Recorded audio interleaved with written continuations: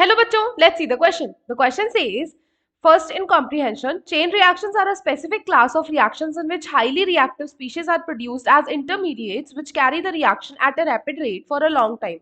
These reactions were first studied in 1934 by Frank O. Rice and Carl F. Herzfeld and are referred to as Rice-Herzfeld chain reactions. The steady state approximation has proved highly useful in accounting for their rate laws.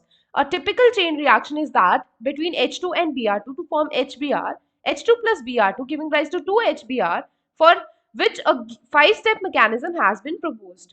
The question asks the concentration of bromine radical is. हमें bromine radical की concentration यहाँ पर बतानी है. So the key concept here will be the steady state approximation principle.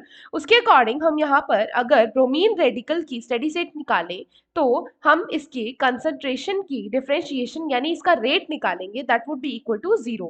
सो इसके according अगर हम equation लिखें तो 2K1 जो है with the concentration of bromine minus K2 concentration of bromine radical into concentration of hydrogen plus K3 into concentration of hydrogen radical into concentration of bromine plus into K4 into concentration of H into concentration of HBr minus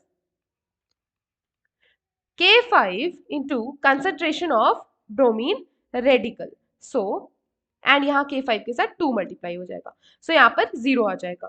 सो जब हम इस equation को first equation मान लेते हैं and दूसरी तरफ हम एक और इक्वेशन लिखते हैं that would B K2 into bromine radical into hydrogen concentration minus K3 into hydrogen radical into bromine concentration minus K4 into hydrogen radical into HBr concentration would be equal to 0. So ये है हमारी second equation.